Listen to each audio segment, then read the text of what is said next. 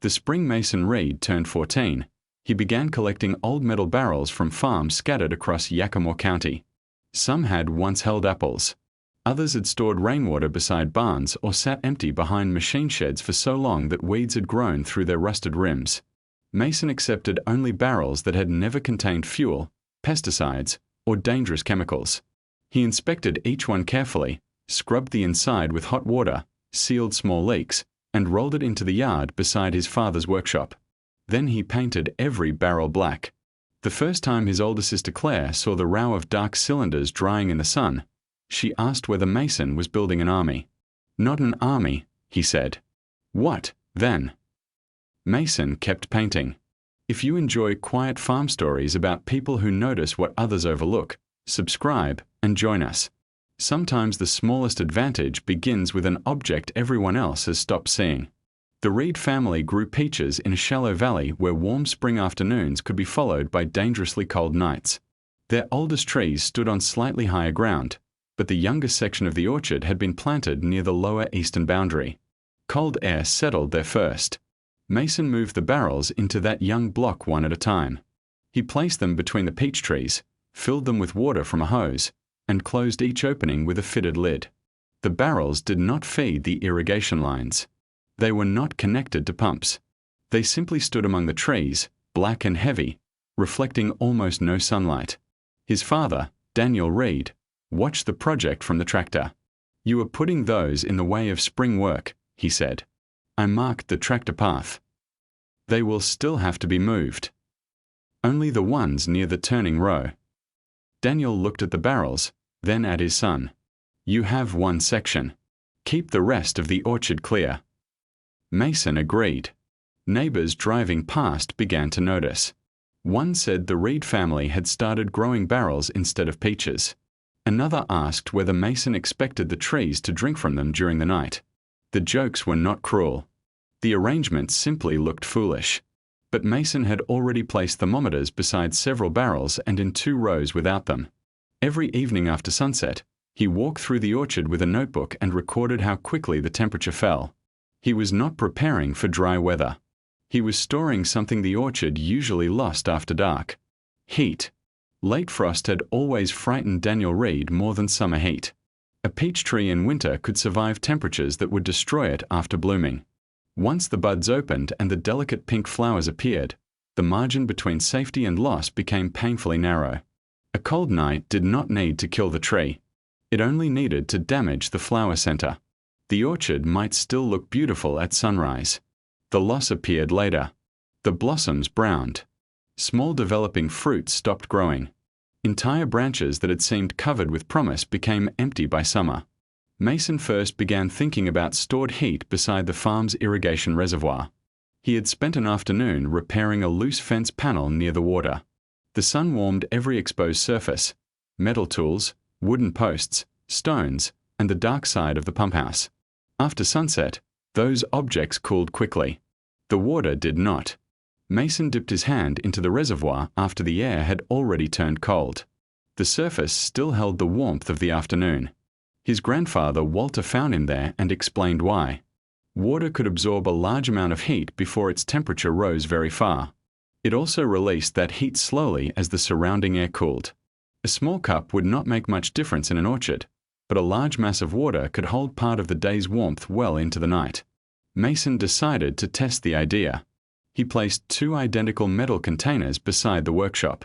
He filled one with water and left the other empty. Both stood in direct sunlight throughout a clear spring day. By late afternoon, the empty container felt hot to the touch. The water-filled one warmed more gradually.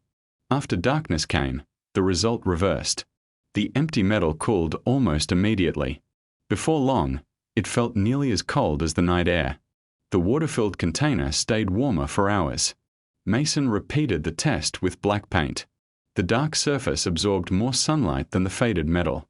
It did not create heat, but it collected solar energy more effectively during the day. The water inside then slowed the loss of that energy after sunset. Mason understood the limitation. A few barrels could not heat an entire orchard. They could not stop a severe freeze, overcome strong wind, or replace professional frost protection equipment. But the Reed family did not need the barrels to change the whole valley. They needed them to help a small group of young trees during a borderline frost. Mason selected one experimental section. Some trees received a single barrel nearby. Others had two positioned on opposite sides. A small control group remained without barrels. He measured the spacing carefully. The experiment would not be judged by whether the idea sounded clever. It would be judged by what survived. The first arrangement failed before any frost arrived. Mason had placed several barrels too close to the center of the rows. When Daniel drove the orchard tractor through with a mower attachment, he had to stop twice and reverse around them. One barrel stood near a turning point where the rear wheel passed within inches of the metal. Daniel shut off the engine. "This is exactly what I warned you about." Mason looked down the row and knew his father was right. The barrels might help the trees at night, but they were useless if they prevented ordinary work during the day. One of the older containers developed a slow leak near its lower seam. Water darkened the soil beneath it and disappeared over several days. Two lids loosened during a windstorm and rolled into the next row.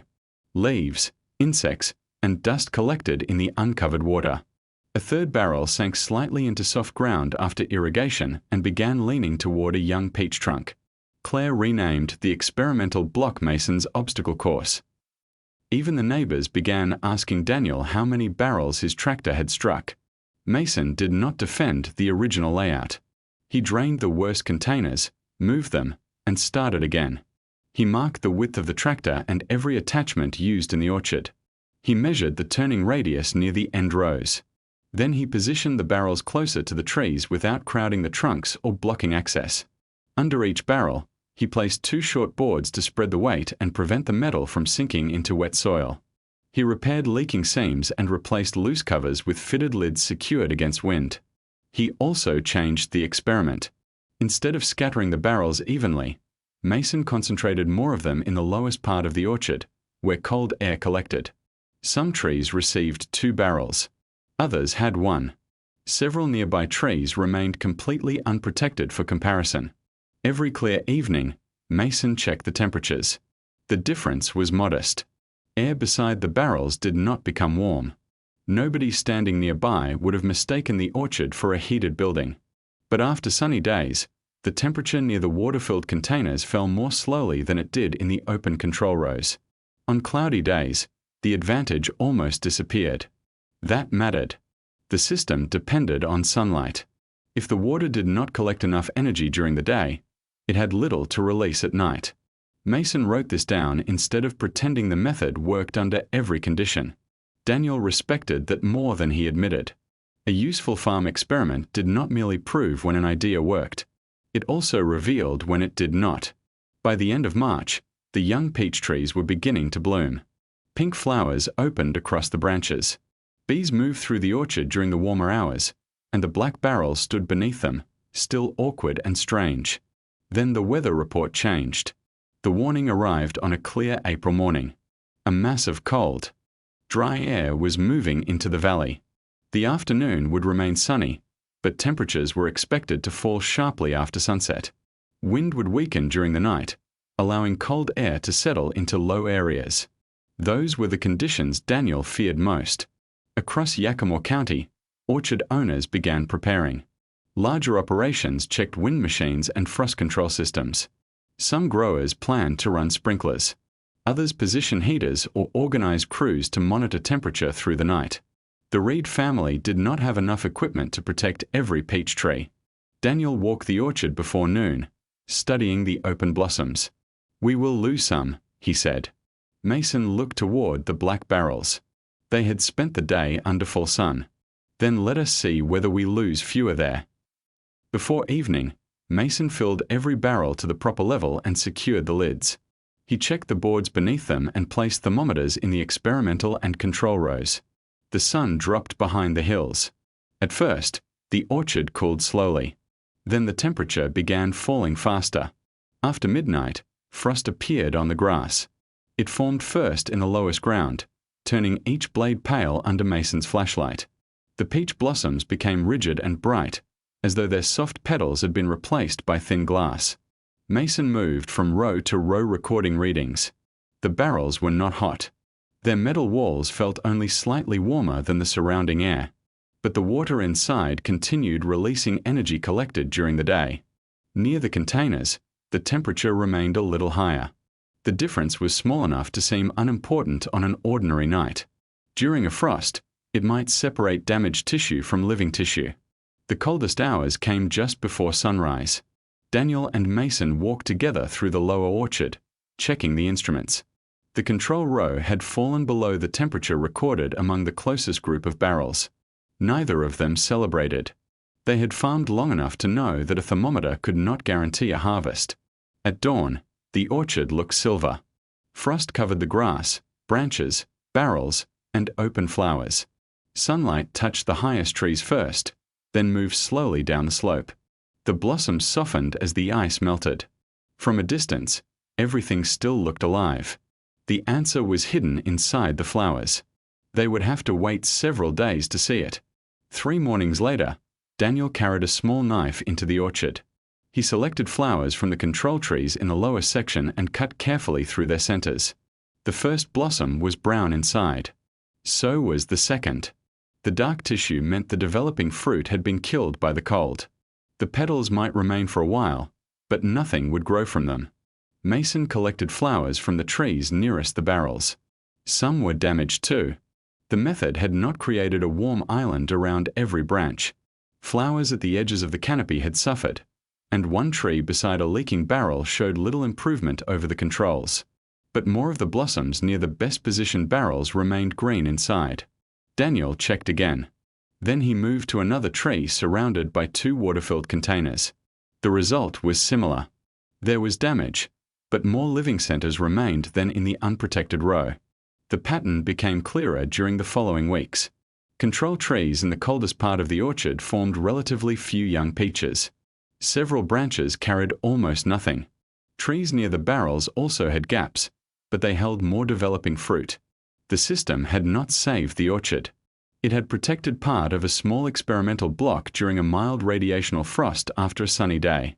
That was enough to matter. A neighbor named Calvin Brooks visited after the young peaches became visible. He had joked more than anyone about Mason's black barrels. This time, he did not arrive laughing. He walked between the control trees and the protected rows, counting fruit with his eyes. Then he placed a hand against one of the dark metal walls, already warming in the afternoon sun. "How much water is in this?" he asked. Mason explained the capacity, the spacing, and the results. He also explained the failures. The barrels occupied valuable space. They had to be kept full and covered. They worked best near limited groups of young or valuable trees. Cloudy weather reduced their usefulness. Strong wind mixed the air and changed the frost pattern. A deeper freeze could overwhelm the small amount of protection they offered. Calvin listened carefully. The following winter, he collected 4 safe water barrels for a row of newly planted trees near his own low field. Daniel expanded Mason's experiment the next spring, but only around selected trees. He did not fill the entire orchard with black metal. The purpose was not to replace every other form of frost protection. It was to create one more layer of defense where a small temperature difference could preserve part of the crop. Mason had not defeated winter. He had simply noticed that sunlight did not have to disappear when the sun went down. Some of it could remain inside water. And on one cold spring night, the warmth stored in a row of old black barrels stayed just long enough to help living flowers reach morning.